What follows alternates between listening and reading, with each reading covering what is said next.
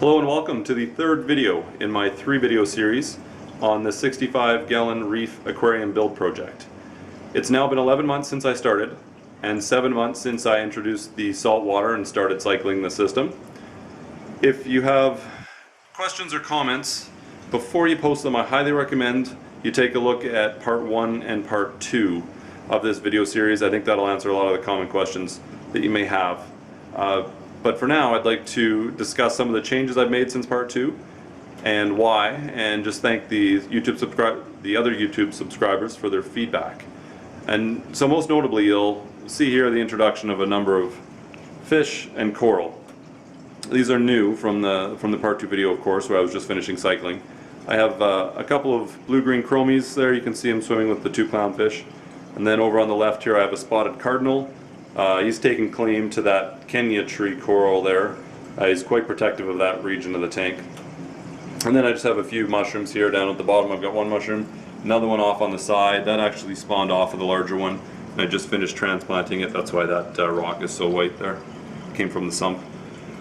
And here's a small toadstool. So all in all, the system's been quite healthy. And I've been really pleased with how it's turned out. I did want to mention the growth of algae in the display tank. So as you can see, the tank is very clean as it looks right now, and it has been very clean and it's been keeping itself very clean, surprisingly so in fact. I haven't cleaned this glass or any of the parts in here for over 2 weeks, and there's still not a spot of algae to be found on the glass anywhere. Even on that skimmer bar in the back, it's still very clean. So there's a few reasons I think why I'm having such low algae growth, and this is a good thing. I'm just commenting about why it may be. The first one, obviously, the refugium. So that's got to be helping a lot to consume the excess nutrients that would otherwise feed the green and red algae that can grow. But also, I've got some pretty good turnover in this tank. So I have a Corellia Evo pump on the left, 2 of these pumps, but one on the left here. This is a 1050, and it's creating the movement on the surface to allow the exchange of oxygen. And on the right I have this is another Evo 1400. Now between these 2 pumps and my intake at the back here from the return lines, I'm getting about 40 turnovers an hour in this system. And so that's gonna help a lot with reducing algae growth. And also I want to talk about overfeeding. So I feed the system once a day. I feed the fish as much as they'll eat in about 30 or 45 seconds, a minute tops if they're really hungry and eating fast. Sometimes I'll feed them for up to a minute, and that's it. I don't feed them more than once a day. I feed them pellets and flakes for the chromies. Now if I come over here and I put my hand above the tank, the fish are going to think they're going to get fed, and this is how they always act. I mean, they come up to the surface. It's just the way they are, and you got to resist the urge to feed them every time you walk up to the tank and you see them come up, especially those chromies. I think they're just hungry all the time. And if you feed, 2 or 3 or 4 times a day when you walk up to the tank, even a little bit, that's going to contribute to some bad growth and a lot of protein coming into your system. So, just keep an eye on the fish and how skinny or fat they're getting, and you can kind of judge accordingly. But also, it's good to keep an eye on your water levels and your testing to see. That'll help you identify if you're overfeeding. Okay. So now let's quickly cover the changes from part 2.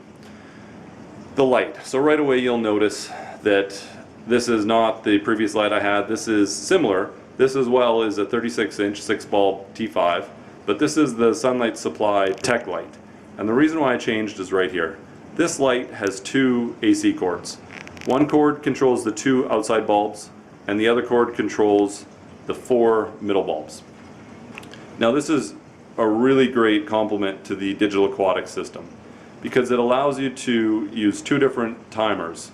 One for the 2 outside bulbs, of course those will be the actinics that come on 30 minutes before the 4 bulbs in the middle, and then those actinics I've programmed them to stay on for 30 minutes after. And that just represents the dusk and dawn. I really like that feature, and it's painless. I don't have to do anything, it's fully automated. In my last tank and the last light, I had to come down and physically switch on the lights if I wanted them to come on early, so that was a bit of a pain. Now also, I want to point out that there's an acrylic shield under these bulbs. That's a nice addition to this tech light. and it just protects those bulbs and, more importantly, the reflector behind them from the saltwater corrosion that can occur. And then lastly, much nicer stands than I had on the previous fixture. There's a lot of adjustments on here. You can get it sized just right for your tank and also control the height off the water. You see I have it fairly high.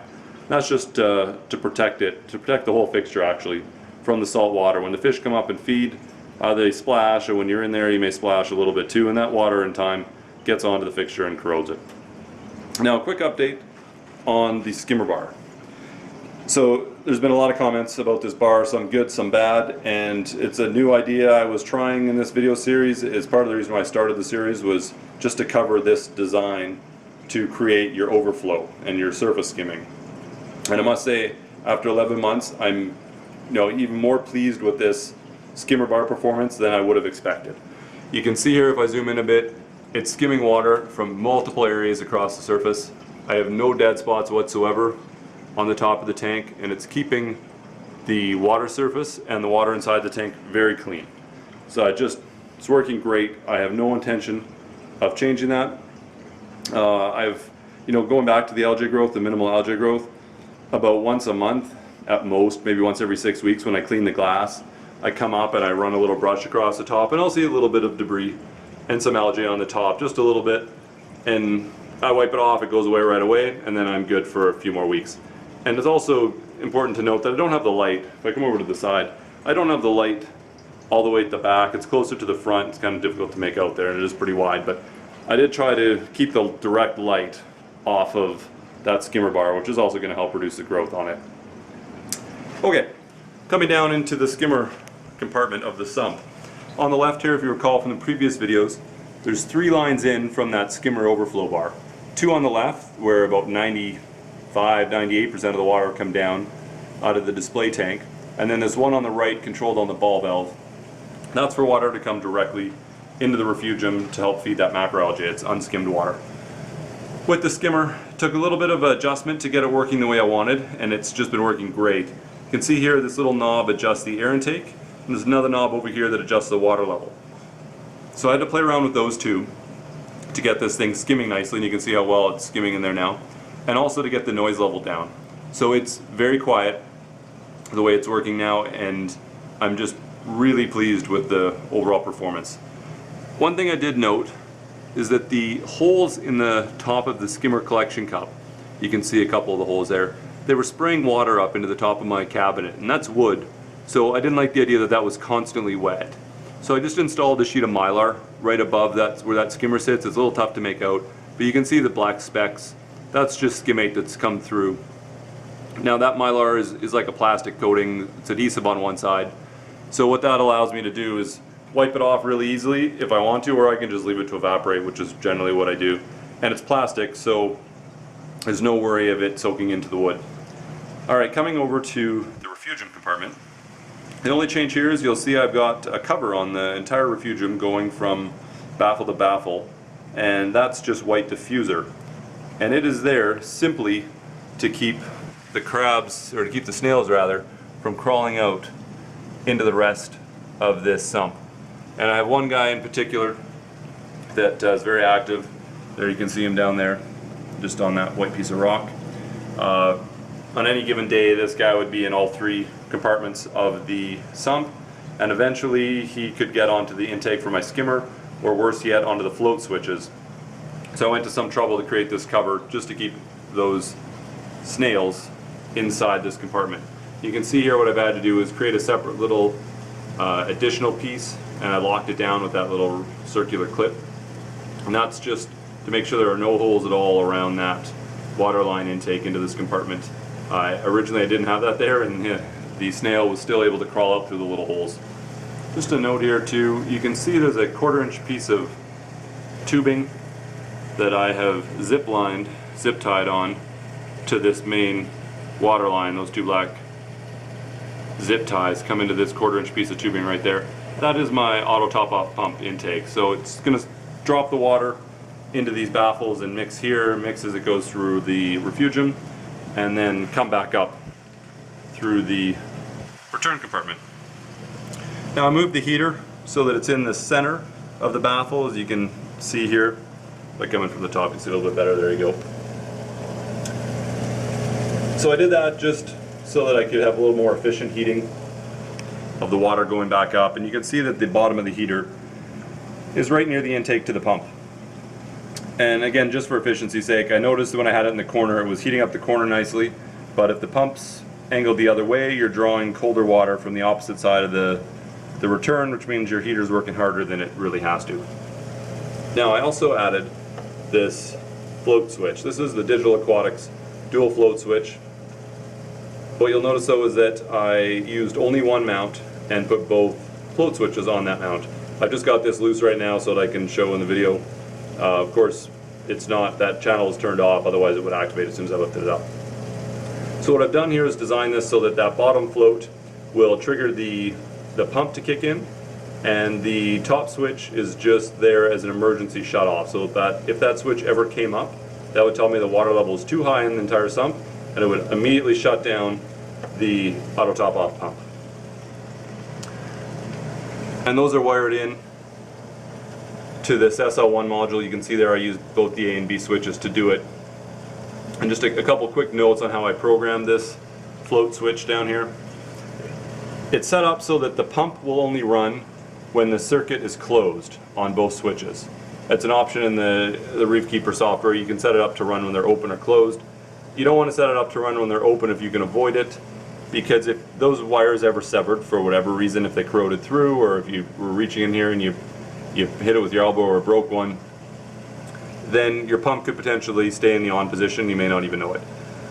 So I programmed it so it only pumps in water when there is a closed circuit. Now, what I also did with the timer on this was set it up so it can only actually run once every 8 hours.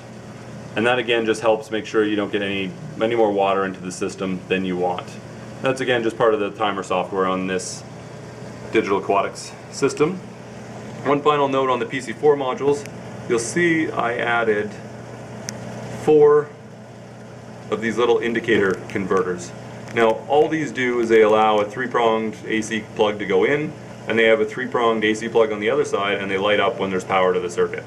Now the reason why they're here is because there's a bit of a known issue with the PC4 modules on channels 2 and 3, and that's that those channels tend to hang up when you have a small pump installed. So the system thinks it's turning power off, but because there's no actual relay on those channels the way it's designed, they can stay in an open state and that pump will keep running. These little devices are supposed to help with that. So that draw from the little LED that's lighting them up orange is supposed to be enough so that it will shut down the pump when it's supposed to. Alright, so that is a walkthrough of where I'm at on this entire 65-gallon Reef Aquarium project after 11 months.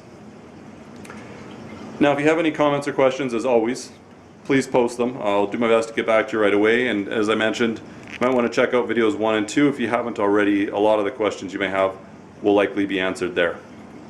I'll probably do an update a few more months down the road as this system matures and I get some more fish and maybe a couple more corals introduced.